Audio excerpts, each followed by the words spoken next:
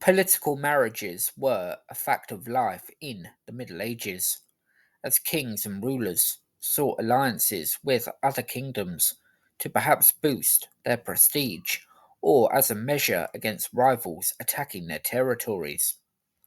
Whilst it's easy to look at this in purely practical terms, there are obvious human elements in these alliances.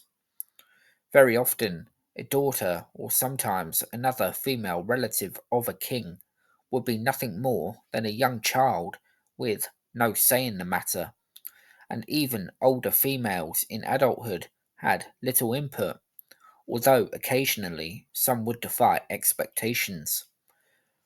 One example of a child being used in a political marriage was Isabella, daughter of Charles VI of France. She was to marry King Richard II of England. This particular alliance suited both Richard and the French.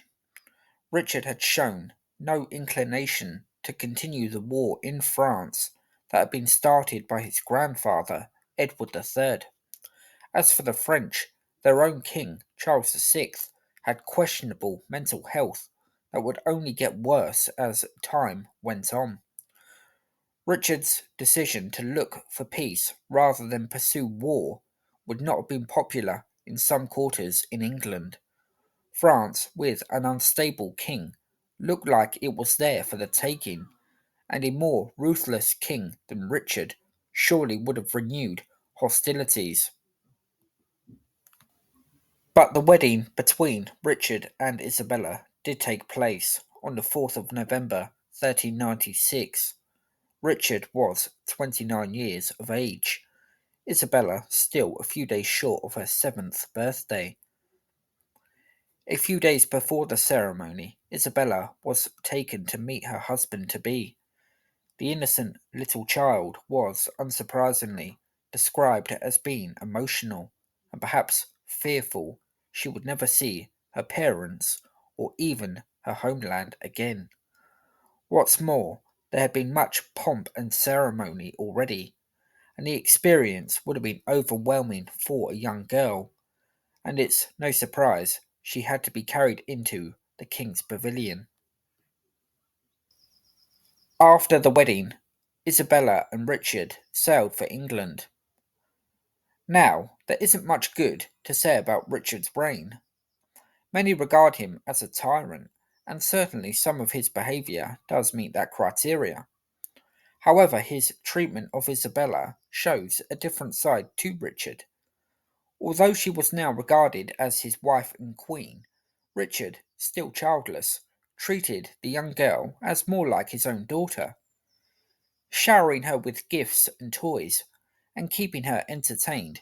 Richard showed a tact he is not often credited with. Whilst Richard continued to run his kingdom, doing an increasingly poor job of it as well, Isabella stayed at Windsor Castle. In a life that may not have always been the most exciting for a young girl, Isabella's days were brightened by the king's regular visits, and she increasingly enjoyed them, and the king's company. This version of Richard II should be recognised and commended. He did have some tact after all, and an ability with children. In 1397, he exiled his cousin Henry Bolingbroke and took his son Henry of Monmouth into his charge. Apparently, the younger Henry, the later Henry V, came to think highly of the king and would, when he was king himself, transfer Richard's body from a fairly humble burial in Hertfordshire to the far more regal surroundings of Westminster Abbey. This shows Henry V hadn't forgotten his childhood days spent with Richard II, despite his father's obvious differences with Richard.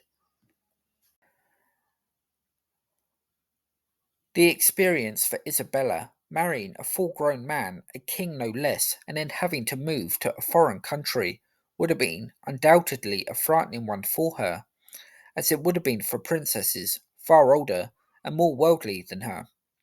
But Isabella was fortunate that her husband had enough sense to treat her as a child, There were other powerful men throughout the Middle Ages who did not show the same sort of sensitivity as Richard had done. For example, in the 15th century, Edmund Tudor impregnated his wife, Margaret Beaufort, before she had even turned 13. Margaret then endured a terrible labour, causing lasting damage. Her son would grow to become King of England as Henry VII, thanks in no small part to the resilient Margaret.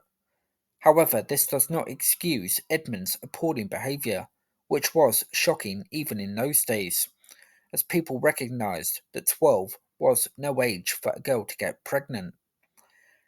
Had their marriage lasted long enough, it's a reasonable bet that Richard would have behaved differently to a Edmund Tudor. Isabella was still only a child when Richard was deposed by Henry Bolingbroke as king, and life for Isabella would change again. She would eventually be allowed to return to France, where she would marry for a second time, but sadly she would die in childbirth, aged only 19. Isabella's short life, in more ways than one, encapsulated the difficulties for royal girls and women in the Middle Ages, and her story is quite an emotive one. Among Isabella's belongings that she took with her to England were a number of dolls. She was an innocent child thrust into the middle of European politics, but she bore it bravely, showing a maturity far beyond her years. She told some envoys before her marriage to Richard that she was looking forward to becoming Queen of England.